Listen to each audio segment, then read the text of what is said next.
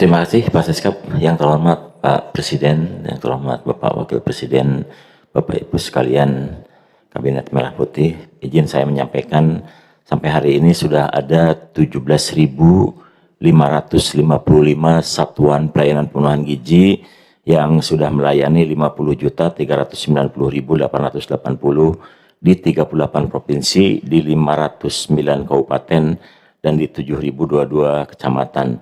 Dengan sebaran SPPG terbanyak ada di Jawa Barat, itu mencapai 3.996, diikuti oleh Jawa Tengah dan Jawa Timur. Tetapi kalau lihat persentase dari kuota SPPG, DI Yogyakarta ini sudah mencapai 87%, diikuti dengan Jawa Tengah 83% dan Lampung 81%. Jawa Barat sendiri meskipun tertinggi baru mencapai 80%, secara nasional SPPG yang sudah terbentuk 59%.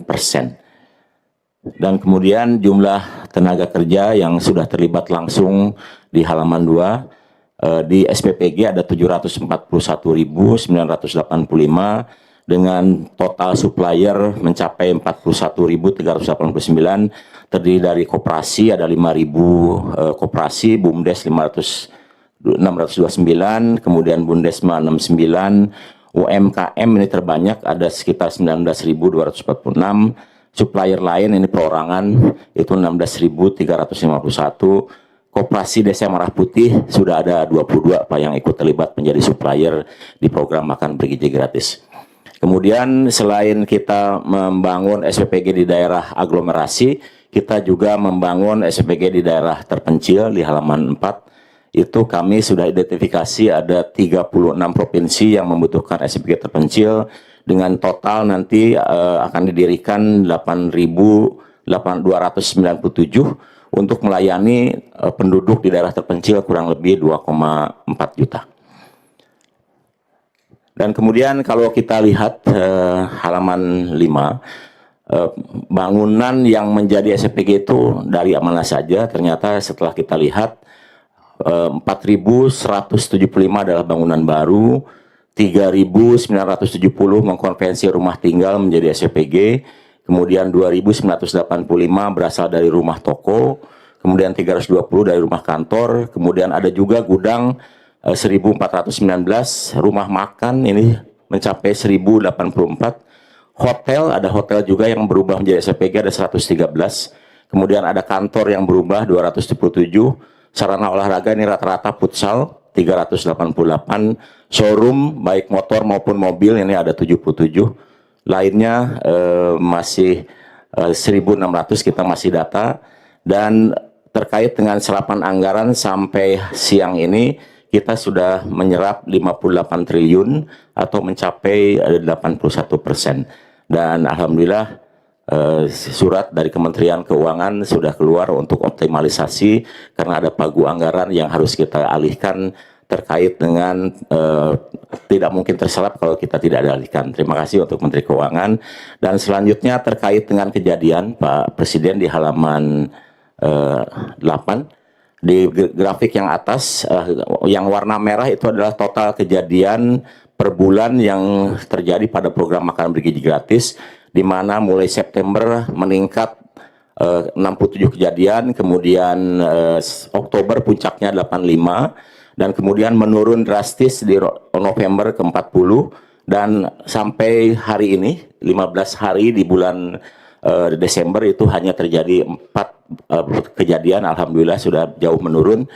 Dan kita usahakan agar tahun depan tidak ada lagi kejadian, karena BGN sekarang telah melakukan sertifikasi keamanan pangan sebanyak 3.000 SPPG bekerjasama dengan ID Survey, dan nanti hasilnya kita akan menghasilkan SPPG yang unggul, sangat baik dan baik.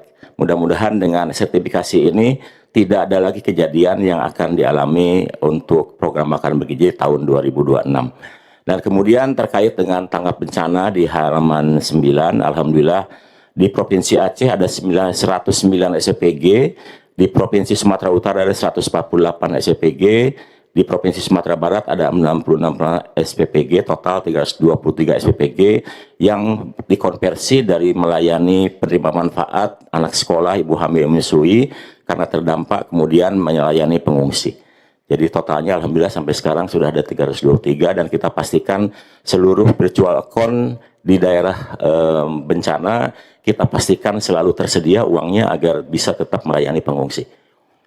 Dan kemudian terakhir saya ingin melaporkan terkait dengan kejadian insiden kemarin di mana ada satu mobil pengantaran yang menabrak pagar dan kemudian masuk di SD Cilincing, dan ini disebabkan karena sopir yang utamanya sakit, kemudian jam 3 sopir cadangan ditelepon dan kelihatannya dalam kondisi kurang prima dan tetap bekerja untuk melayani, dan timbul kejadian di halaman berikutnya ada 22 korban yang mengalami cedera. Di hari yang sama setelah 6 jam diobservasi itu ada 10 siswa yang sudah kembali, kemudian ada 8 siswa dan 1 guru di Rumah Sakit Koja yang dirawat, dan 3 siswa di Rumah Sakit Cilincing. Hari ini tersisa 4 yang dirawat di Rumah Sakit Koja dan 1 yang dirawat di Cilincing dalam keadaan baik. 1 masih di PCU karena mengalami fraktur di wajah, tapi sudah dioperasi selama 5 jam 2 hari yang lalu. Sekarang dalam proses pemulihan dan ditangani oleh 3 orang dokter spesialis dari dokter spesialis anak, bedah saraf, dan termasuk juga bedah plastik. Saya ucapkan terima kasih kepada Kementerian Kesehatan melalui Rumah Sakit Koja dan Cilincing, kemudian juga Pemda, Dinas Sosial, dan juga Camat, serta tentu saja dari kepolisian Pak yang membantu trauma healing untuk anak-anak sampai sekarang masih di Pandu. Dan terakhir saya juga ingin menyampaikan bahwa program makan bergizi diperkirakan di akhir Desember ini akan membentuk 19.000 SPPG, dan itu menyangkut 70% penerima manfaat, dan insya Allah akan menggunakan seluruh anggaran yang ada yang sudah diberikan kepada Badan Gizi Nasional. Ada hal yang baik menurut saya terjadi di masyarakat, salah satu contohnya di Lumajang Pak. Jadi ketika SPPG harus berdiri dan tidak bisa didirikan karena ada kandang kambing, akhirnya masyarakat bermusyawarah ada kandang kambing, kandang kambing, karena SPPG tidak boleh didirikan di dekat kandang kambing, kandang hewan, dan juga tempat sampah. Masyarakat kemudian berembuk di daerah sekitar itu dan kemudian bersedia mengeluarkan biaya untuk memindahkan kandang kambing, Pak. Bukan menolak ke SPPG, karena mereka sudah tahu setiap kali SPPG berdiri maka 50 orang akan bekerja di SPPG, kemudian ada 15 supplier yang bisa memasok bahan baku, dan juga tentu saja petani, peternak, nelayan akan sangat diuntungkan dengan kehadiran SPPG. Dan perlu Pak Presiden dan Bapak Wakil Presiden ketahui, sekarang Badan Gizi bisa menstabilkan harga Pak. Jadi kalau permintaan akan telur sama ayam terlalu tinggi, kami bisa berikan instruksi kepada SPPG agar menggunakan protein lain. Contohnya bulan ini adalah bulan ikan, maka kita anjurkan agar lebih banyak menggunakan ikan. Dan kemudian ketika harga kentang turun, petani menjerit, kami perintahkan kepada SPPG agar 1 hari dalam 1 minggu memasak kentang. Alhamdulillah harga kentang mulai naik. Jadi untuk Bapak Ibu sekalian, saya kira nanti di daerah-daerah bagi yang mendapatkan tekanan harga dan ada yang tidak laku, tinggal informasikan kepada Gizi supaya kita bisa instruksikan kepada SPPG agar kita bisa stabilkan harga, karena kapasitas pembelian SPPG cukup masif Pak, karena 1 kali masak itu kan butuh 200 kg beras, 350 kg sayur. Kalau pisang itu 3.000 pisang, itu artinya 150 tandan, 150 sisir dan itu artinya 15 tandan, atau artinya 15 pohon pisang harus ada sekali ngasih makan pisang. Nah kemudian kalau masak lele itu Pak harus ada 3.000 lele, itu 2 kolam bioflok harus tersedia. Jadi itu betapa masifnya program makan bergizi, dan saya kira sekarang sudah dirasakan oleh masyarakat. Banyak petani-petani pemuda-pemuda yang sekarang sudah mulai aktif beraktivitas di daerah masing-masing, meningkatkan produktivitas wilayah. Dan kemudian tadi malam saya didatangi oleh satu ahli dari Amerika terkait dengan carbon trading, Pak.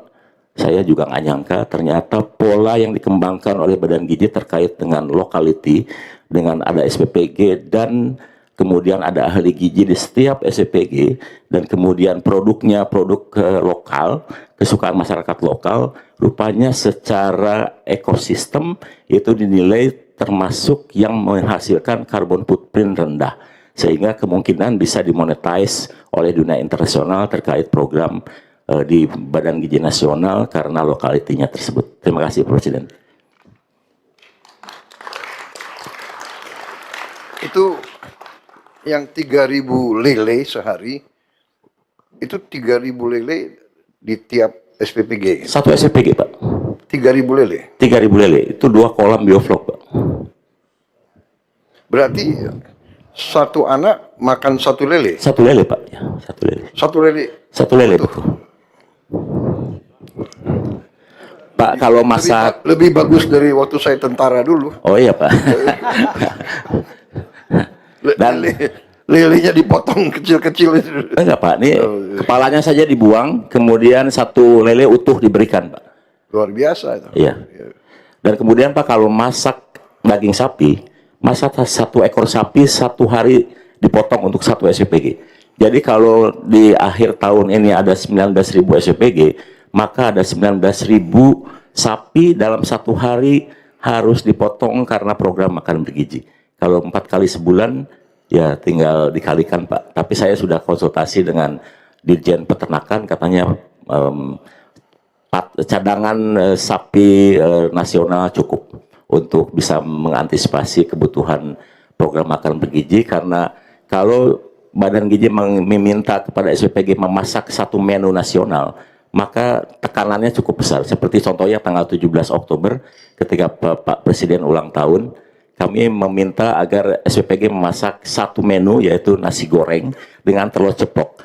Hari itu Pak, telur terserap 2.100 ton. Itu naik Rp3.000. Nanti tahun depan Pak, kalau Bapak ulang tahun, kita dengan nasi goreng telur ceplok, dibutuhkan 83 juta butir telur 1 hari. Itu artinya 5.000 ton Pak. Yang nggak usah telur ceplok lah. Nasi goreng ikan asin aja. Baik, terima kasih BGN. Ada lagi yang mau dilaporkan?